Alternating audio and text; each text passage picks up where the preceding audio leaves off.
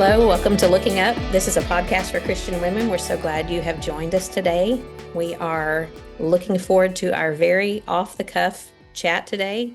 We just for various reasons came up with something last minute, but it's something that I've been looking at for a while. But we're going to talk about something that maybe may give you some feelings if you're a parent, and if you're not yet a parent, it will give you something to think about for the future. But thank you for joining us. I am Carla Moore.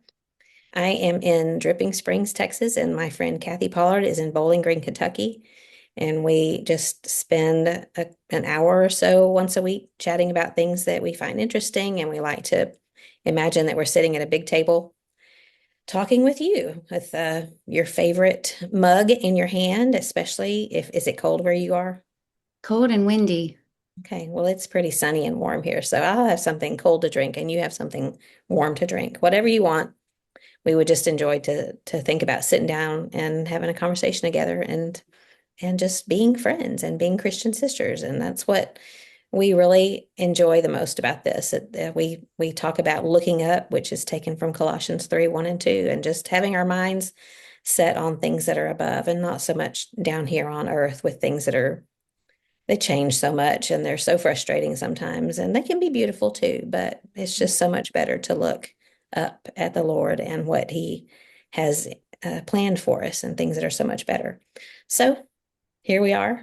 What are you up to today? What's going on over there in Kentucky? Well, forget me. You're the one that just got back from Hawaii. Aloha. And you're Aloha. positively glowing. Oh, I thank can you. see that sun-kissed glow and with your hair lightened up like that pink color. You brought some Hawaii home with you. Well, we just got home less than 24 hours ago, and it Woo. was it was glorious. It was so amazing. But we don't have to talk about that. We can talk about what's going on here. Well, I saw your pictures. They looked stunning. I mean, so many of them frame worthy. Well, Hawaii, it's just one of those. I kept telling John, it- it's just so intense. Everything about it is bigger than life. Everything green is super green. Anything blue is super blue. There's so much vegetation, although Maui, I learned, has is part desert. Would you have even thought that I did not an know that. island where you can see the ocean would be part desert? But part Mm-mm. of it is dry, which Lahaina, where we stayed, is the location of the fires a couple of years ago. You remember them talking about part of Maui burning, and there was evidence of that still there, and they're still rebuilding. And part of that, what it was downed power lines that started it. So, but it's just, there's mountains, there's the ocean, there's all Mhm. kinds of life. It's just a stunning place. It was so beautiful, and it was, I don't know, we just had the best time. There's nothing that I would change about it. Teased John just a little while ago. He had his uniform back on with his Bible passages polo and his khaki pants, and I said, "I haven't seen those in a while. Can you not just get a Hawaiian shirt and have it embroidered with Bible passages and wear that every day?" Yeah. But it was we didn't work. We did answer some emails and things like that, but we just had the best conversations and the best food. You said you were proud of me for. I know you said, yeah, you said you were proud of me for eating seafood. Yeah, I saw a lot of pictures of seafood. John ate more than I did, and you did notice maybe that it was fried seafood that I Still, it enjoyed. still counts. Yeah, it was really good. There was one night we went to a place that John ordered a trio of whatever, it had some beef teriyaki and some kind of pork, and then it had fish, was advertised fish. And he got the plate and he started eating, and he handed me a bite of, he said, "This chicken is so amazing." And he handed it to me and I ate it and was like, "Yeah, it's really tender chicken." And then he sat there and he goes, "This plate doesn't have any fish on it. They advertised it as having fish." And so he called the waiter over, and then he came over and John said, "It's all really good, but is there not any fish on here?" And he pointed to the chicken and he said, "That's mahi mahi." And I mean, neither one of us had any idea that it was fish. That was really good. So That's funny. Tastes like it made chicken. me laugh. Yeah, it tastes like chicken, but it was really good. Food was good. I had crab and shrimp. I didn't ever get any neither one of us had any lobster. John said he'd had it one time before and it was just a lot of work. And so I didn't have any of that, but Mhm. it was good. It was good. We didn't do any luau's. They were crazy expensive. It was going to be like $400. And so we just decided that's something we don't need to do. Yeah. Wow, I had no idea. Yeah. But we Mm. sat and listened to the waves and watched people surfing and we saw some huge turtles and we rode bikes and I fell off and into the road, which was kind of a little bit of a scary thing. It wasn't, I love bike riding, but this was a little intense because we were riding on the roads with people and it wasn't like trail riding in Colorado where you have a dedicated trail for bikes. So now I have some really pretty scars on my knee. And Oh it's right where no. you bend your knee, so it keeps breaking open. Oh, But anyway, ouch. that would be the only thing that I would change about the whole week. I would not have fallen off my bike. When you and I were chatting about it before we hit record, I was thinking about how, you really, this is, everybody calls Hawaii paradise. Mhm. And from talking to you, it sounds like it's an apt description of it. And, I can't help but think about how God gave us that taste of paradise on earth. How much Mm, more beautiful is paradise going to be for eternity? You were talking about the intense colors and the blues and the greens and the tropical vegetation, which just makes my mhm, heart sing. I want to go see that for myself. And man, can you imagine how mm. beautiful it will be in the paradise? Yeah, yeah. Well, and as much as you love, you're an ocean girl, you Hmm. you need to go see it. You need to go. It is expensive. Lots Hmm. of people had said that before, and I think I mentioned last week that this was a gift, and it Hmm. was I mean, I don't even know what to say about that. It was a gift, so we didn't have to worry too much about that. But um, it's just it's pretty hard to describe. We went on a whale watching tour. That's And that amazing. was so much fun. And I didn't really get it. We've had lots of friends that have gone and done that. And we think it's neat when you see this big, huge fish jump out of the water and splash. And we didn't see that happen. But then when you're out there on this big catamaran and you see one of those big tails come about and splash and it's a mama and her baby, it's just one of Very those things cool. that's really Hmm. neat to see. So we thoroughly enjoyed it. Hmm. Well, I mean, that's great and all, but wait until you hear about my excitement this week. Okay. Tell me what you did this week. I mean, you got to go to Hawaii, but I got to have a sump pump installed in my house. Oh, it probably cost about the same thing too. Ugh. No, but actually, I was pretty tickled pink about it because I don't even know what those do. What does a sump pump do? I don't really know. I just know that it's supposed to correct the problem we've had with the flooding in the basement. We're coming Oh, into our rainy okay. season, and I'm just so grateful that now we don't have to, if it works, I won't have to hold my breath every time the rains come. Yeah. That we'll be mucking out water out of the basement. And Barrett and Hillary recommended this guy, and he showed up with a crew. I mean, he had like 4 or 5 guys with him in his big truck, pulling a big trailer with all of his things. And he said, I've got another truck coming. And he said, he warned us ahead of time he was going to be using a jackhammer and it'd be really, really loud. And we would probably want to leave the house. And so Mhm. I thought it was going to be like this all day thing. But, we were kind of doing how much longer?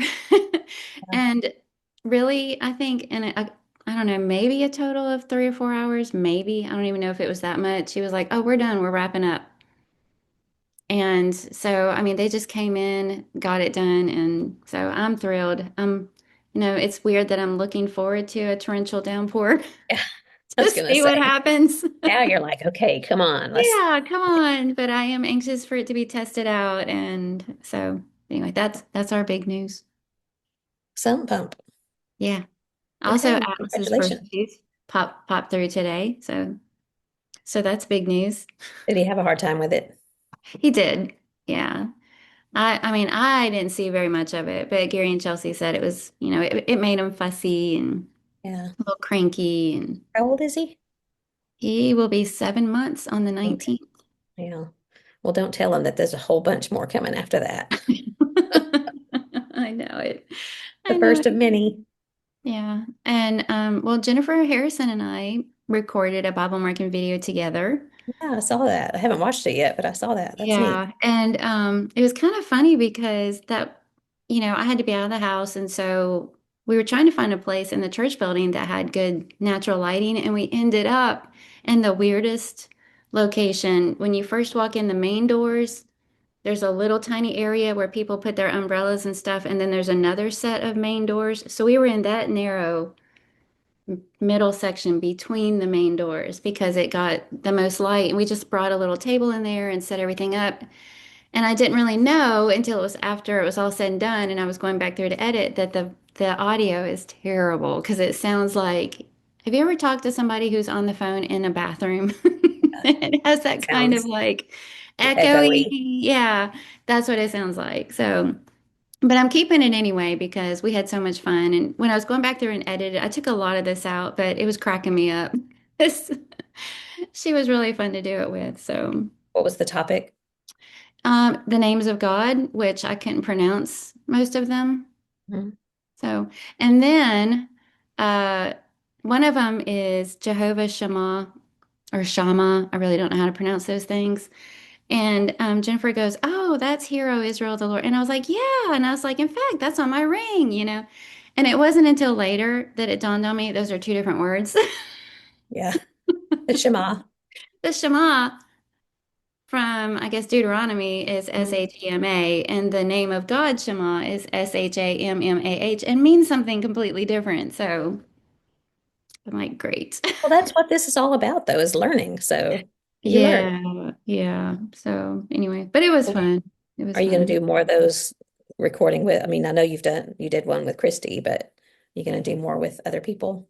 I've done one with Christy. I did one with Kim Eubanks when we were down at Gulf Shores, and then I just did one with Jennifer, and I enjoy it. It's more fun to Mhm. do that. So I hope to. I hope Well, it's to. natural because you're showing someone and you're demonstrating. Hmm. So you have Yeah, someone right next to you doing that with you. yeah, I yeah. like those.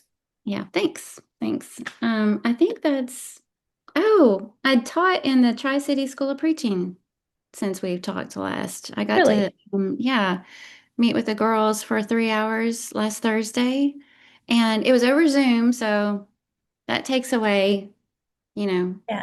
the interaction really for me, but I still enjoyed it, and it was fun seeing their faces and to get back into that preacher's wife training mode. I Mhm. really enjoyed it. It was Kathy Jones is the dean of women Yeah. there. So it was fun getting to see her too. Well, I saw your name on Bear Valleys that you're teaching class with them. Are you not? Mm-mm. You sure it Okay. was me and not Kathy Petrillo? Well, Neil's teaching preaching his work, right? No, Maybe it was a really, really old it thing probably that I was. saw. Yeah. Okay, that might be I something think to check into. Hiram just got back from there and I think he taught preacher in his work. Yeah. Yeah, he did. Now I'm really curious about what I saw because, I mean, Yeah, I did unless it have was that moment of panic, like, say what? You saw what?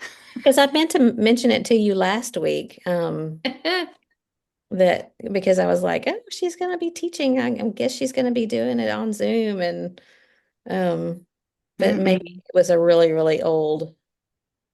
I'm going to have to go find it. I'll not spend more time doing it right now, but Mm, yeah. surprise, you're teaching at Bear Valley. News to me. Well, is Neil teaching at Tri-Cities too? N- no. When So he it's teaches, not he that teaches at Georgia School of Preaching. okay. Well, I'll see Yeah. what I can find. I'll sorry to give you that little heart-stopping moment That's there. okay. That's okay. I'm over it.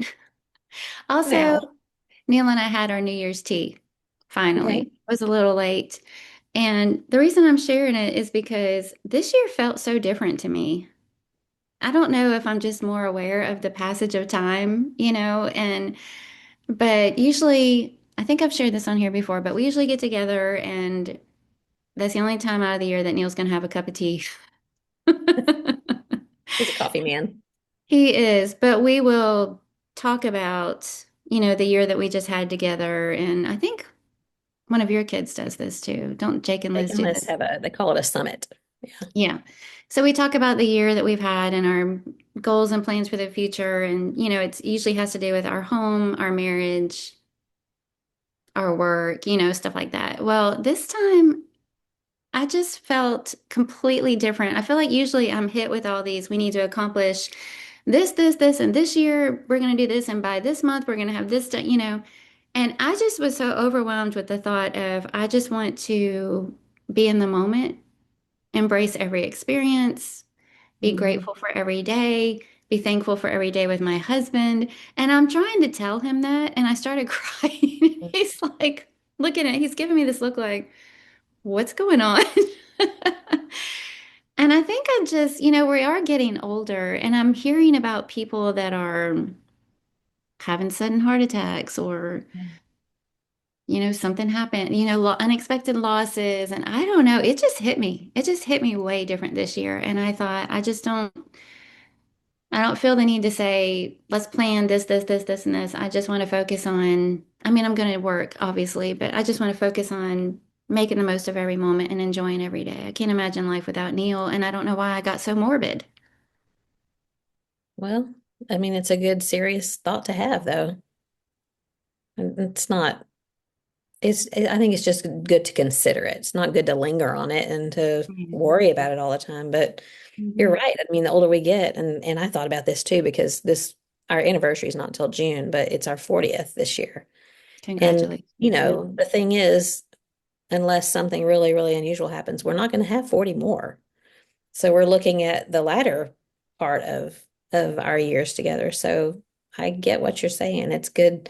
And I think we figured that out some last week to just enjoy it. And I didn't worry too much about I took a lot of pictures, but not a whole lot. And I thought just live without the camera in front, just live Yeah. and be and Soak it enjoy. in.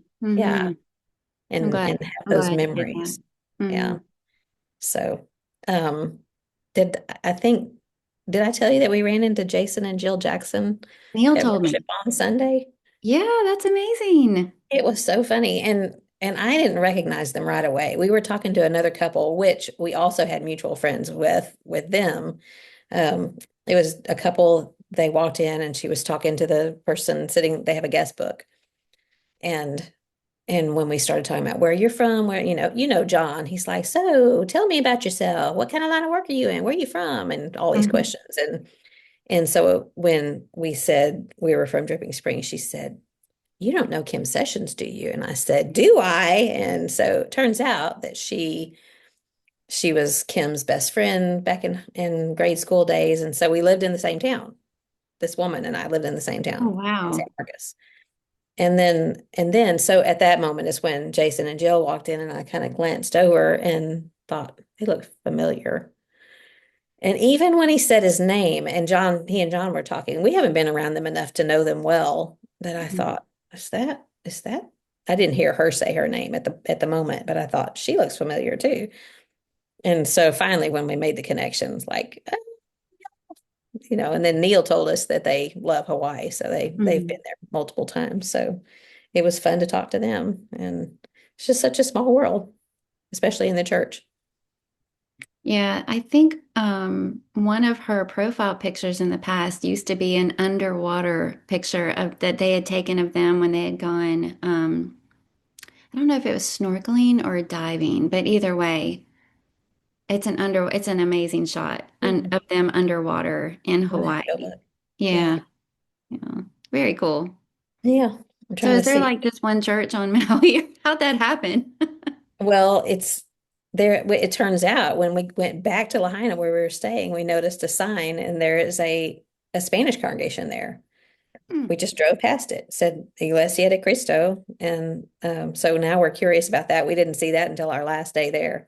Hmm. But the Maui congregation we stayed on the northwest side and it's on the kind of the southeast side. So it was So how about long of a 45 drive minutes. was It's that? about Oh, 45 minutes. 45 Yeah. minutes. Yeah. Not a huge island, but Mhm. right after that, we tried to there's a drive. You've probably heard of the road to Hana. And this was not the road to Hana, but this was the other side of the island. And did you watch the time lapse video. You may not have watched the I saw video. some of it. So it's zigzagging switchbacks, turns, and curves, and the road narrows, and it's a one lane road, and there's drop offs. And so we're going around this corner, and then in a one lane road, another car, and the ocean is however many 1,000 feet below, and Yeah. I I couldn't deal with it.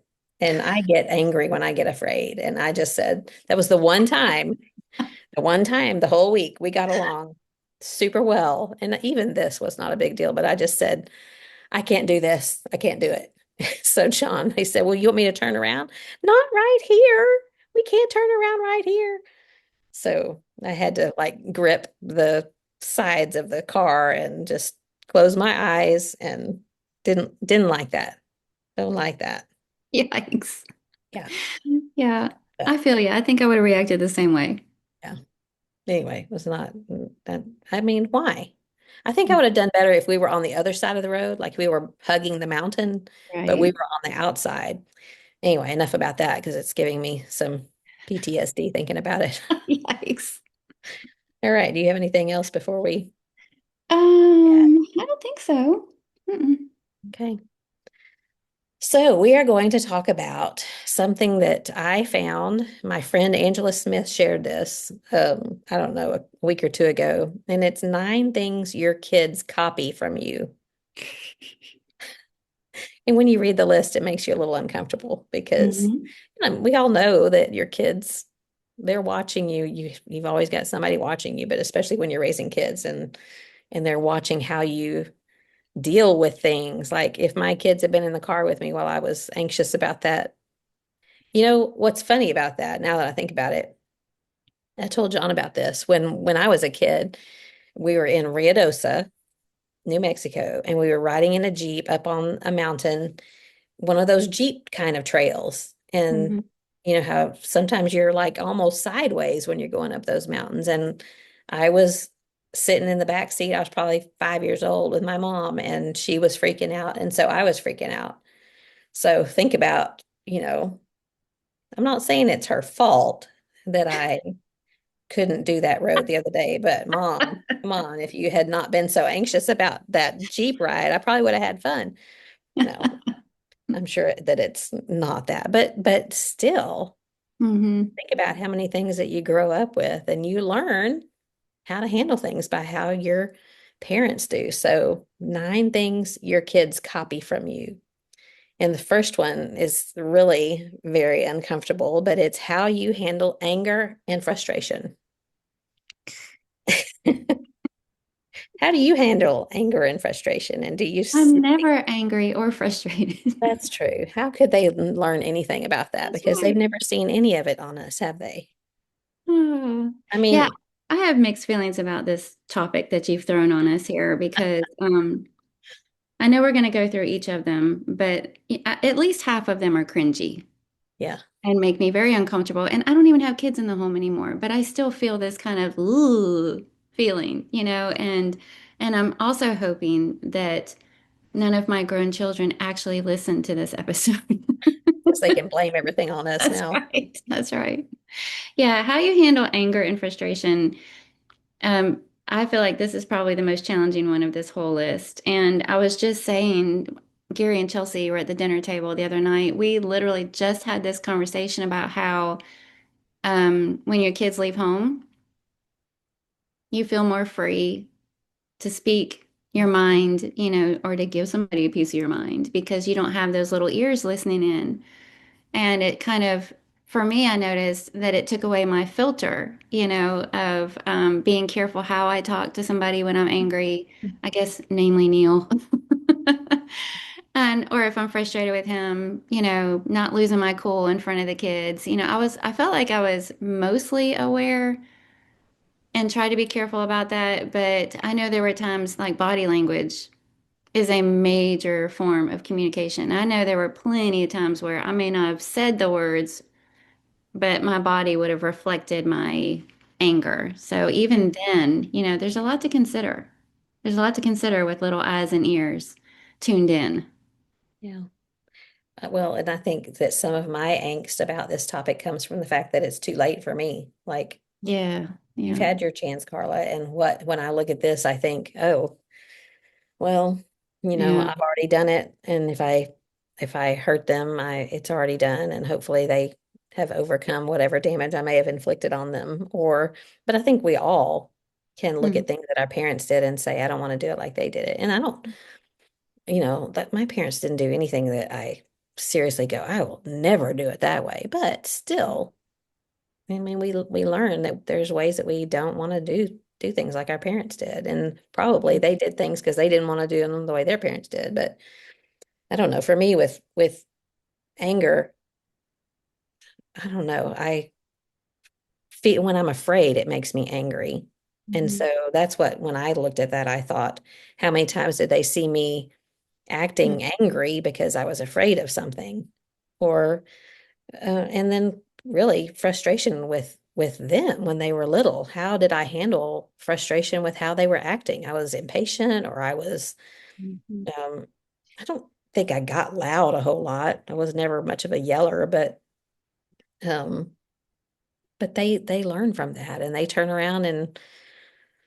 I don't know, you can see little kiddos that live in a difficult situation, and you can see how I mean, it's almost like you're watching them act out what they see at home, and that's a sobering thing. Mhm. Well, another thing that's sobering is when your kids are all together, your grown kids are all together and they start reminiscing, and the things that they're saying about their childhood don't match up with my recollections of their childhood. When they say things like, "Oh, you remember when mom would blah, blah, blah," and I'm like, "Oh, I did not." And so it makes me wonder about the things that I look back on that I do kind of like, I feel like I did pretty, pat myself on the back. I feel like I did that pretty decent, and then I hear some of their conversations and I did? Really? Really? That's what you Yeah. remember? That's what you get from that, so regardless of how I felt I did, what they took away from it in some instances is a little bit different. Yeah. Makes me think about, we've talked about this before, what spills out of you when you're under Mhm. stress and pressure, or press and stressor, is what you've put in. And so, Mhm. whatever spills out that they see that is spurred on by anger or frustration is because we either have or have not prepared ourselves for that moment. So, Well, and, that and that's the key word, isn't it? Because we're all going to experience anger and frustration, but how we deal with it is what it's talking about. And as you know, I experienced something this past week where I thought I was handling it and not showing frustration, but was, like, and so that is something that my kids could have picked up on and when they were growing up in the home. I may have felt anger and frustration and thought I was doing a good job of not giving in or not giving in to, like reacting in that way. But again, tone, body language, there are still clues, and children are smart. They can read you. They know when something's off. And so that probably happens. It's very uncomfortable. That probably happens more in the home when my kids are grown up than I thought I did. I probably didn't do as good a job as I thought I did simply because my face gave things away, that I didn't want it to. yeah, well, I guess I don't know. In our situation, I don't think our children ever had anything that they lived through with us that they were afraid of us exploding, but it just breaks my heart to think about children out there who are afraid of their parents, and you Mm, know, they're watching their parents' faces for clues as to, is it my fault, or is my world about to be turned upside down? And I think there's a lot of that in the world because there's a lot of worldly people out there. But yeah, you're right. When people know us well, it's hard to hide. mm-hmm. Even when we try, it's hard to hide what's going on in our hearts and in our minds. So how we handle how we handle anger and frustration. is the first one. The second one on here is how you talk about others when they're not around. So Ooh. we always laugh because one of our sons was so we have two older and then Micah is younger. And we it's funny because when I think of our family, it's like we had Jordan and Jacob for 6 and 8 years before Micah came along. So when we say the boys, we typically are talking about Jordan and Jacob. Sorry, Micah, you are part of the boys, but you came along later. And as the big boys say, that Micah had no discipline. He was just he did whatever he wanted to.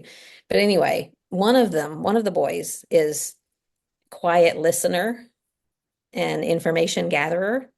Mm, And the other one was always like in the back seat. If we would be talking, John would be talking about something, the information gatherer is being silent, but he's listening.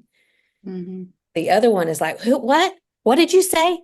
What did they do? They said what? And so we'd be like, okay, we got to talk about this later. But for the information gatherer, the next day we would hear him say, well, so why did he say that to that person? Or, he would make some comment and John and I would be like, whoops, we didn't know you heard that. And you need to not say anything to anybody about that. So, I mean, you may think that your kids aren't listening to you talk about others, but they are hearing it and they're picking up your habits. Yeah, and when you get away from that environment of having little ones in the home, do you remember how recently we talked about when you haven't had small children in the home, but then you're around your grands, you have to rebuild your immune system? I Yeah. feel like it's the same thing. When you've been away from that, and then all of a sudden there's littles in the home, like my Uh-huh. language has changed since the Yeah. kids left home. And I'm not saying I use bad words because I don't, but my language has changed. And I catch myself saying things around the grands, and I'm like, probably shouldn't. And again, not a bad word or anything, but just, Uh-huh. You don't have to clarify. okay, thanks. But also, I've caught myself when I go to the church building and I'm walking around and I'm visiting with people, if I'm standing at a pew and I'm talking to somebody and we're like all getting into it, oh, whatever. I'm not saying we're gossiping about somebody, but just like talking about maybe it's an adult situation. Yeah. They've got children on the pew right next to them, Mhm. that are quietly sitting there, but they've got ears and they are taking it all in. So even in situations where maybe it's not even your own kids, I mean, we're talking about our children in our home, but you just forget that children are listening and absorbing, and this is something to be aware of, even if we're fellowshipping with other people and it's their kids that are sitting there. Respect that situation also. I'm saying this to myself. Yeah. Yeah, for sure. This made me think of some who don't really watch what they say around their kids. They're open, completely open with information Hmm. and will say it in front of and I'm not talking about little kids, although they probably did with little ones too, but teenagers, they're talking about situations that really their teenagers don't need to know about. And Hmm. that makes me very cautious what I say in front of not the kids, but their parents, because I know whatever I say, Their they're their kids are they're going to going to hear. talk about it in front of their kids, and it's not confidential anymore. So, Yeah. that makes me uncomfortable because there are some things that kids just don't need to know. There's some Hmm. things that I don't need to know. Hmm. And being judicious in what we say around our kids or other people's kids or other people in general, because they may or may not be careful what they say in front of their kids. I was just thinking about any experience that we've had with others. It seems like we share that. If I've gone to lunch with somebody, I share that. I share that with Neil or whoever. If I've whatever experience or interaction we've had with other people, whoever we're around next, seems like something's gonna be shared, you know. Mhm. Um, and hopefully no gossip is involved, but what are you saying about that situation? And if it was a negative interaction or you thought they were idiotic or whatever, whatever your impression or reaction is, what are you sharing? That's what we're talking about here is how you talk about others when they're not around. Yeah. And so and it's not just about what you say, but how. The Mhm. statement is how you Yeah. talk about others. Are you complimentary of them? Do you brag on them? Do you say nice things about them? Because to me, this is, yeah, it's you're talking about someone when they're not around. So how do you talk when they're not face to face? Are you Mm-hmm. ragging on them? Because they're going to pick up on that, and they're, we've talked about this with regard to the church. When you leave the church building on Sunday morning, are you roasting the preacher, and are you, sauteing the song leader and all that kind of stuff? They Hmm. they they're just going to pick up, and they're going to be like you. It's a pretty sobering thing when you think about your kids are going to be like you, at least for Hmm. a little while. Yeah. Okay, the third one is the way you apologize or don't. I was never very good at apologizing. Don't tell John that. He knows. He already knows. I'm learning. I'm better at it than I used to be.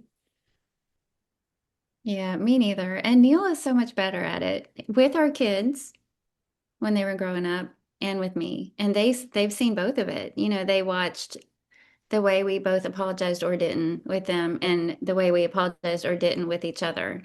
So I know who I'm rooting for them to emulate.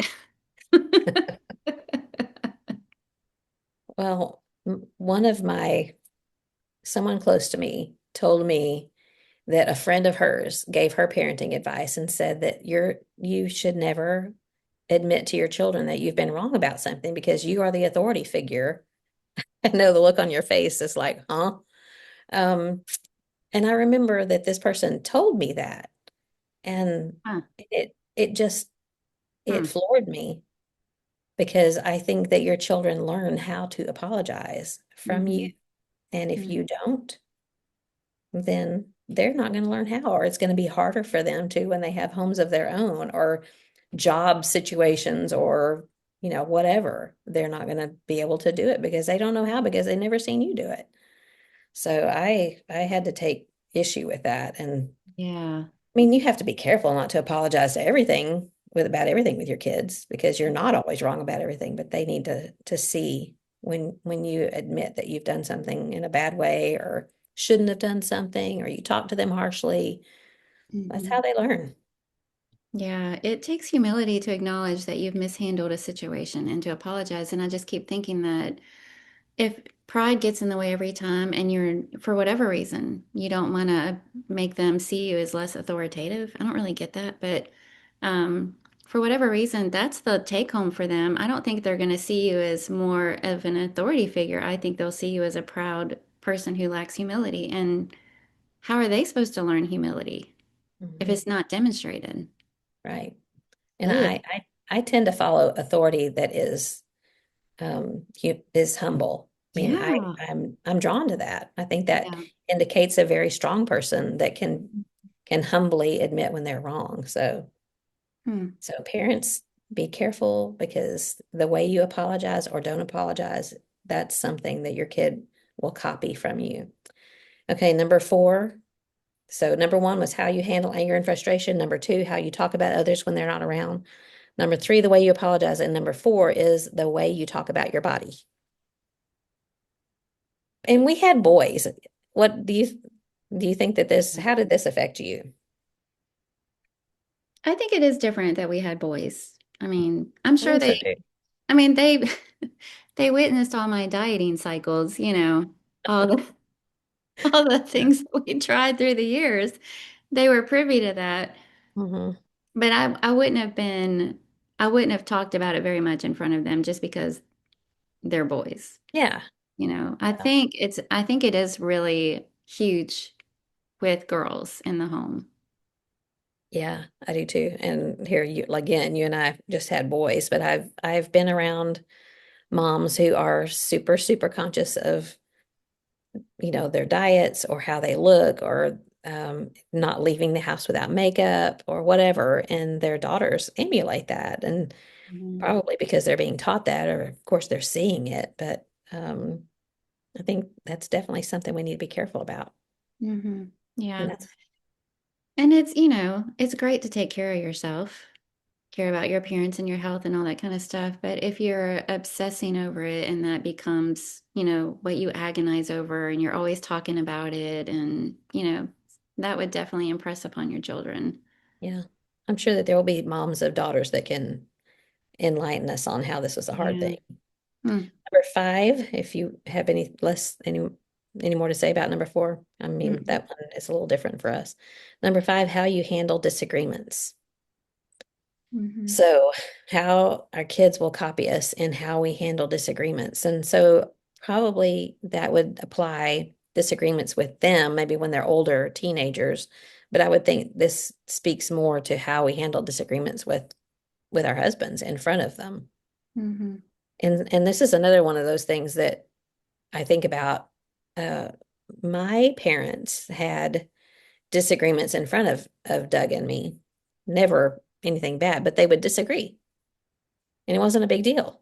John's parents never disagreed. He's told me they never disagreed in front of their kids. That was a big deal to them. They would go somewhere else and have their disagreement. And how it affected us is that after we got married, when we had a disagreement, John thought the world was ending, and I thought it was just Tuesday. It was just kind of normal. But it was something that we had to figure out. Why did this affect him so differently than it did me? And I think because I saw it handled in a healthy way. And I'm not saying his parents didn't handle it in a healthy way. It's just something that they did differently and it affected us. We had to work through it. mhm. Yeah, that's pretty smart. And I was thinking about you approached it from the marriage one, which makes sense because that's what's taking place in the home. But I was also thinking about conflict with other people, and maybe it involves your kids. Yeah. Somebody Mama did bear. something to your precious. Yeah. And how do you handle that? I think it's a lot. Yeah, that's true. I didn't think about that. And, overall, looking back, I felt like I needed to handle it a certain way. Part of it was because we've always been in ministry anyway, but there were a handful of times when I kind of I'm trying to word this the right way, tackled something head on, if you will, Yeah. because I felt like I needed to, but Mhm. it was more of a mama bear reaction probably than it should have been. And I'm telling you, the kids still talk about that. Mm. So In a I good don't way. feel good about it. I don't feel good about the way I handled it. And looking back, I think, it probably was a situation that, as unreasonable or unfair as I thought it was, if it had been, overlooked, graciously overlooked, it would not have impacted my kids at all, at Mm. all. But the fact that they still talk about, "Hey, do you remember that time, Mom? Ooh, and when I hear them do that, I go, oh, it I'm is going to not need you to something to tell be me about proud that of. later. Yeah, I'll tell you later. Mama bear in action.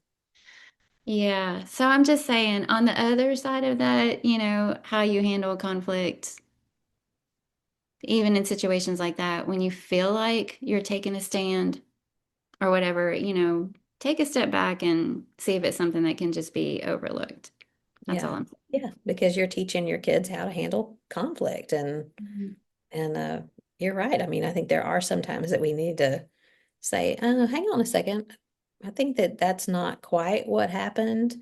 but let's talk about it. Or, I always think about the fellow school board member's wife who, she would say, whenever my kid has a conflict with someone, we invite them over to play.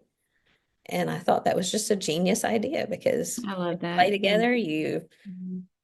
you kind of have to face it, and you have to when you're spending time with somebody, you get to know them better. And then once you know someone and love someone, you're much more likely to let things slide or pass, or you Mhm. know that they didn't mean it that way, or you think, well, they're just having a bad day. So yeah, that's great because I didn't really think about disagreements outside the home. I was just thinking inside. Mhm. Okay, so how you handle disagreements. The sixth one is they learn your daily habits, good and bad. Trying to think what my boys learned from me as far as my daily habits. I don't know. I don't know about that one. I don't guess I had too many bad daily habits, hopefully. Yeah, I just, to me, this comes down to how you spend your time, making the most of it or squandering it, or, And, things have changed a little bit since we were raising our Just children. a little bit. Yeah. With I can see how it'd be so much harder with that. Just all the opportunities that we have on our phones, um, all the living, if you will, I'm saying that in quotes, all the living that we do on our phones, some of it necessary and some of it not. Yeah. I imagine that's much tougher than it was when we were bringing up kids. Ours was how much time are you spending watching TV or I Reading. can't even think of anything right now, honestly. I know. This one was a hard What one did for we me do? because I know that I would read sometimes, but Yeah.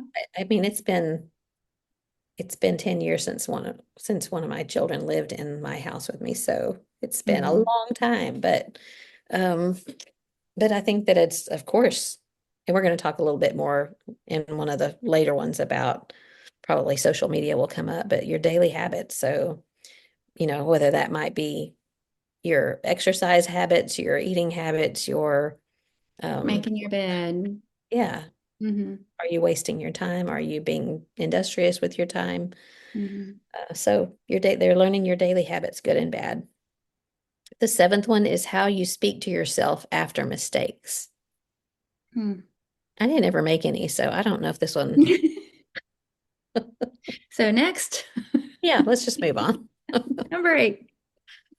I don't know. I didn't know I don't know what to think about this one too, because I don't know that I tend to be one of those kind of people that make my mistakes in private and don't really declare them. And there's a lot of people that I admire that will say, I messed up and and that's good. I think we don't have to tell everything. I'm always telling my mom, you don't have to tell everything you know.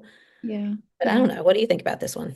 I'm wondering if it's a little bit different. The number 3 was the way you apologize, which makes it sound like humility and acknowledging when you're wrong. And I think this one is beating yourself up like almost a level. It sounds like it's talking about perfectionism Yeah. and when you don't do things, when things didn't go off just the way you expected them or planned for them to, and a project failed or an event didn't go well or a speaking engagement you didn't feel good at. I mean, I remember saying I didn't feel good about that Yeah. speaking engagement, stuff like that.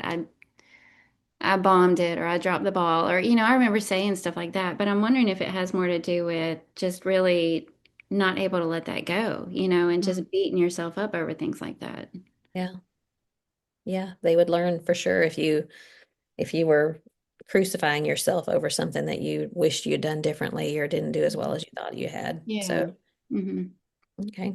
How you speak to yourself after mistakes. Okay, number 8 is the way you talk about money. Mm. Money, And I money, think money, that could, money. so are you too obsessed with having it or are you careless with it? Hmm. Hmm. And I guess they pick up on that the way you talk about it. And I have watched I mean, I know that our older two sons, Micah's kids are a little bit too small for this, but they have like savings and they have, I don't know, little pieces of paper that teach them about money. It's little assignments and they're just more conscious about that than I was. I wish I had been because we were never very good with money and how we handled it. And so I feel like we were not very intentional in teaching them about it. So I'm seeing our kids are doing better with that. But I don't know. What do you think about this one? Well, this is one of those where I'm grateful for some of the things in my own upbringing because, we never had money when I was growing up. And I knew that. Not because they obsessed over it, just, we didn't do some of the things that all my friends did, that kind of stuff. But I really appreciated my mom and dad had, I feel like, such a great attitude about it. And, they were always saying, God will provide, Jehovah Jireh, God will provide, and didn't obsess over it. Mm. It was just, here's the situation we're in. We're going to be responsible. We're going to make the best of it and trust God to provide. It doesn't mean be irresponsible, but just, and I feel like I really took that to heart. And it just has kind of, I just don't worry about it. And, but also how you talk about money. I think the healthiest view toward it that I would love, I don't think I ever did this, but I would love if I started all over. The healthiest view that I would want my children to pick up and copy is to always acknowledge that it's the Lord's money, and to use that kind of language and to act in such a way that they know that's what I believe. Hmm. That I'm not grasping after it for myself. I'm generous with others. Um, I'm not stressing over it. I recognize the source of it. I want to use it to his glory. That would be what I would want them to see and emulate and copy is this whole attitude of it's all God's, it comes from God's, and it belongs to God. I think that's a healthy attitude toward money. Yeah. And I remember someone saying one time that you can be covetous on both ends. You can be when you have a lot, and that, we tend to think about people that have a lot of money as being um greedy, or and I don't know why, because there are so many people that have money that have gotten that way because God blessed them with money. Mhm. And I mean, I realized writing through the book of Genesis, I remember there was a passage that talked about that God blessed Abraham with many cattle and land, and it dawned on me that God blessed Abraham with material things. So it's not always just a spiritual blessing that he blesses with, because God has blessed a lot of people with money, and people who know how to handle it and can do good things with it. But people who don't have money are also can be greedy of money when you don't have the things that you wish you had, and you can be obsessed with it. And so there's people who have it and want more and more and more, people that don't have it that are jealous of people who do. I mean, there's just I hate money. Money makes people do things that they never would do if it weren't for, financial struggles, or it, but you have to have it. You have to live with it. And but I think that's so important, how your kids learn from you. Are you happy for people that have money? Are you jealous of people that have money? Are you always saying things like, well, if we had more money, then we could do it? Or are we saying things like, or are we, the way that we live, Mhm. are we so focused on financial material things that we lack focus on spiritual things? So this is a huge one. Yeah, and I think, the litmus test is probably contentment. How content with that, whichever side of that spectrum you find yourself on, if you're on either side, how content are you? Mm. Do you always need more? Are you just so discontent with your lot in life that you can't be grateful for what you do have and make the most of it and take care of it because you're always wishing you had more? What is your level of contentment? And I like to think of myself as a content person, but then I also know I'm always like, if I had $1 million, I'd replace all my kitchen cabinets and I'd build on a sunroom. And I have all these things that I would pay somebody to paint my house. It's Yeah. like those thoughts go through my head. Sure. So I know that, probably all of us to some extent could work on contentment and our view toward money in general and just focus on being grateful for what we have and what we've been given and taking Hmm. care of it and making the most of it. Yeah. I also think about how what is my attitude toward people in a different tax bracket, if you will. Mm. Oh, yeah. Um, or do I treat someone just the same who has a whole lot more than money than me? Am I going to be, deferential to them because they have money? Or am I going to be disdainful or dismissive of someone who doesn't, have that money? And where do you live? Where do you put yourself? Are you living in an area that is very wealthy? And if so, how is that going to affect your family? How's that going to, and it does. I really do think it affect, and sometimes you don't have a choice, but if you do have a choice, just think about the pressures that come when you are always around people that just don't have to think about money, what you're wearing, what you're driving. So there's a lot. I think there's a lot mixed up in this what they're going to pick up is how you talk about money, how you feel about money, how you talk about people with or without money. So anyway, there's a lot there. Yeah, I feel like that probably needs to be a whole episode. Yeah. Most of these probably need to be a whole episode. Well, and think about the passage that says that the love of money is the root of all evil. It's not just money, but how you feel about money. If you love money. And be content with what you have. Yeah. Okay. All right. The last one is how present you are or not. Yeah. And I think this, I know I've heard you talk before about being, you felt like you were on your laptop too much. And now think about, we didn't have phones and social media and such when our kids were little. So that's a battle that's going on now. So what do you think about this one? Yeah, oh, it's got to be huge, and I feel that so strongly right now. I feel that right now without kids in the home. The battle to be in the moment and not constantly be pulled in all these different directions. I mean, that's what it is. We're so many things vying for our attention, that it's hard not to be thinking ahead, planning ahead, mentally distracted on our phones, but I really feel, and again, maybe it's this, I'm getting older and I'm seeing the value of time more. I'm Yeah. sure, you just have a little bit of a different perspective the more Mhm. years you have under your belt. But that whole boots on the ground, be in the moment, be where your feet are, with the people right in front of you that God's put there, and set the phone aside. You won't miss it. It'll be there later. This has got to be so hard for moms with kids, and especially when it can be the answer to all of your problems, whether you need information or you need a babysitter.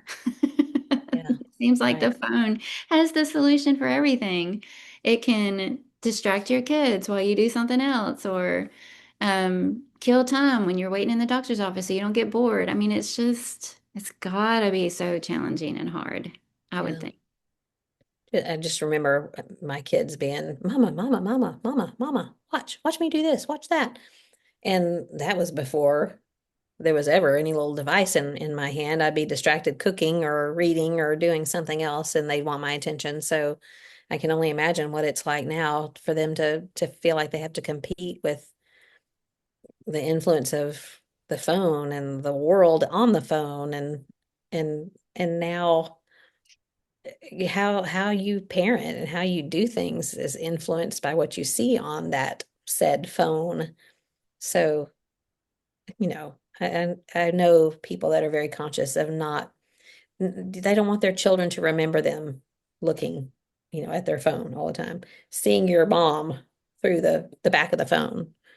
So that they're going to learn that from us. How, Hmm. like you're saying, how in the moment are you? How much are you paying attention to the people that are right in front of you? How much are you living where God's put you, or how much are you looking at the screen?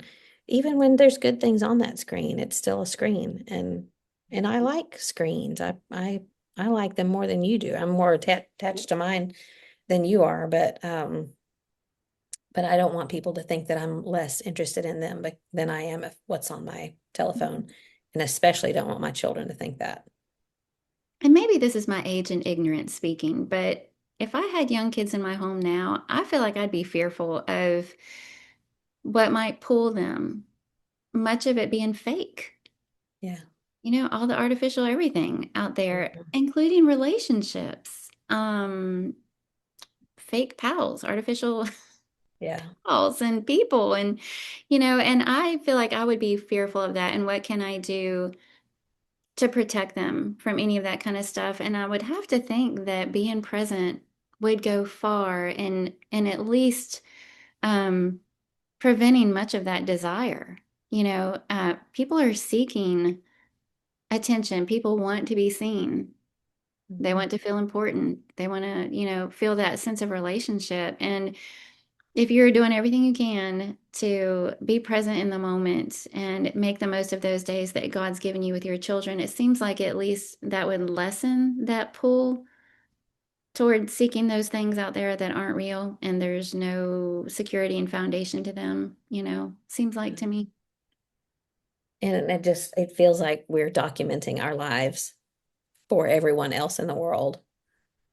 I mean, you just see that people taking, I do it. I'm not saying don't do it, and I'm not Don't saying do that it. I should do it as much as I do, but on the whale watching tour, there was these girls that they were carrying around the pole, like a selfie stick, but it's something else now with the little 360 camera, and they're holding it up and talking to it, and everything is being documented for everyone else.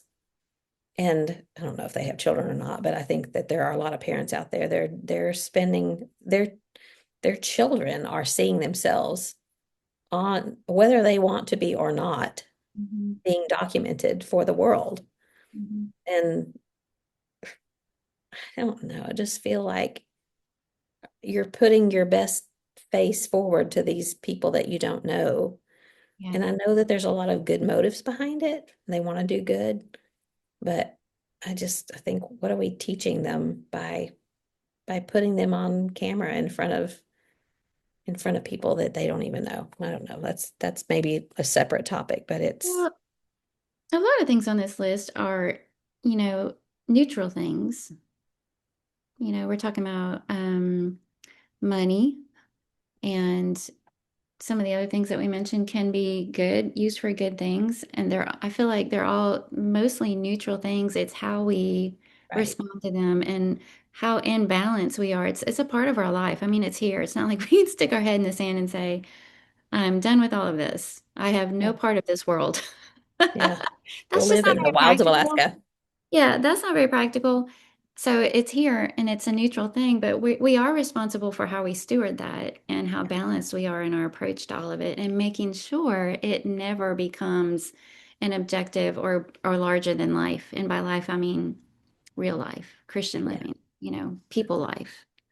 Oh, well, that's it. That's 9 things your kids copy from you. And I know that there's a lot more that could be said about those things, but it's just something to think about. It's a good list to consider and do some self-reflection and maybe some self-criticism or some pat yourself on the back if you're doing a good job. Just communication and maybe a conversation starter between you and your kids or you and your husband or just you and friends, because I think a lot of these would be applicable between friends. So I Mhm. thought it was pretty good. It was Thanks, good. Angela, for sharing that. It was a neat one. It was painful, but it was good. Yeah, it was painful. It was a Okay, good so hurt. do you have something good for me? I do. I'm so excited about this. Okay. So this one is thanks to Jenny Neville. I saw Jenny Neville. She listens to the Looking At podcast, or at least used to. I don't know if she still does, honestly. But she posted one day about, New Year. She'd been meeting with like this health coach, and she's made all these changes in her life, and feels amazing. And they were things like the typical, give up sugar, don't eat processed food, get outside, blah blah blah. Well, she said, and I started using a sun clock, and she put game changer. Hmm.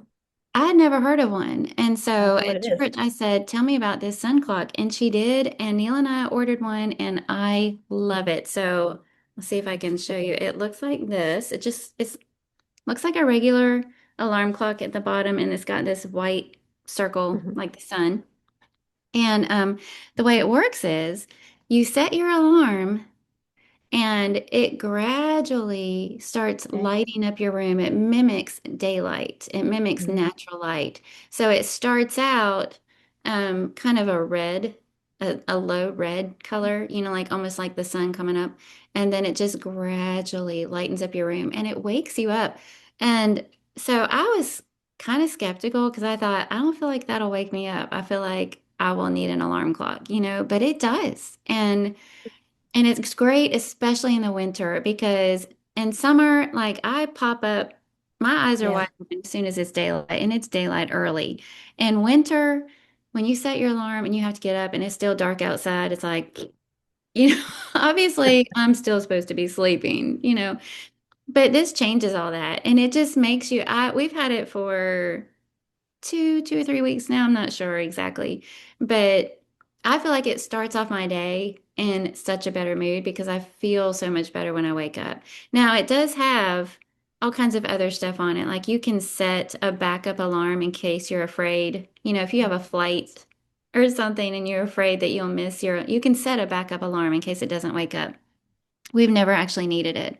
And then it also has all kinds of other things. It's got all the white noise things and waterfalls, all that kind of stuff if you like playing that kind of stuff before you go to sleep. And then it's got all kinds of alarm sounds if you do set it for the morning, but they're like soft and Birds. soothing, you know? Mm. Yeah, just real. So we have loved this thing. And I wanted to share it last time, but oops. You're There, glowing. cut it on. Mhm. That was an accident.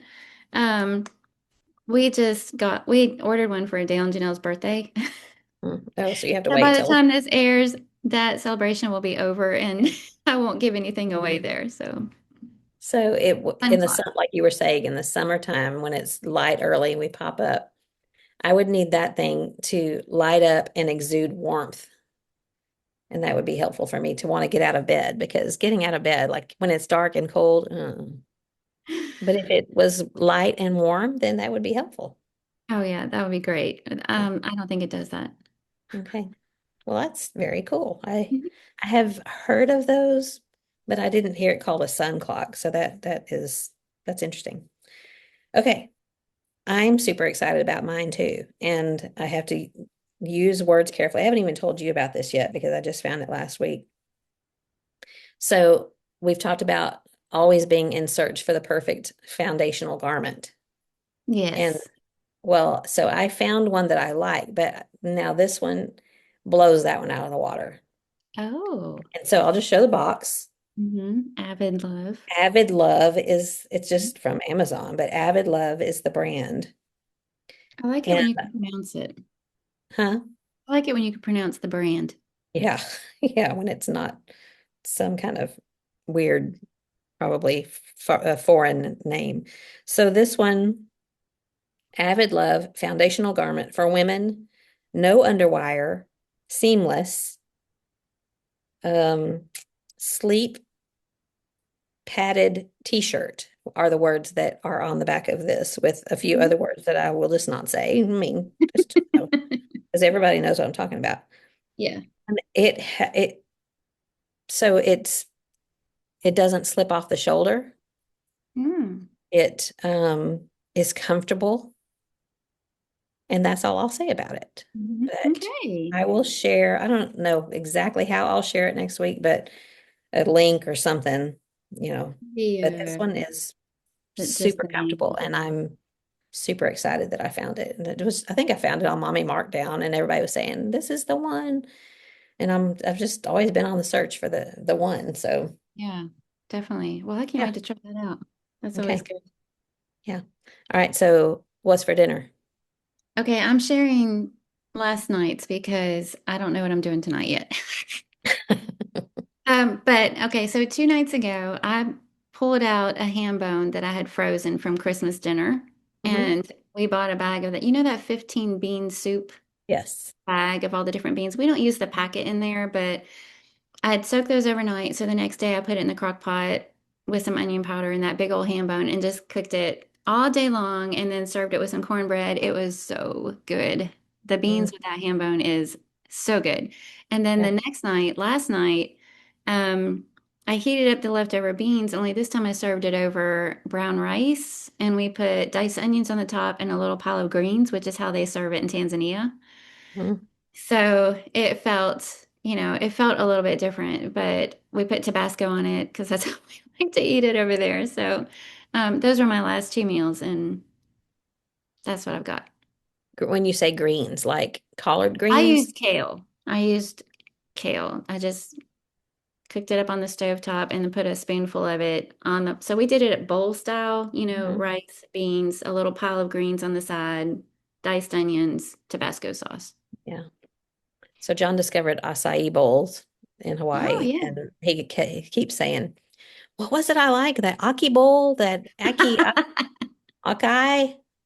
So I'm having to acai bowl, having to explain it over and over.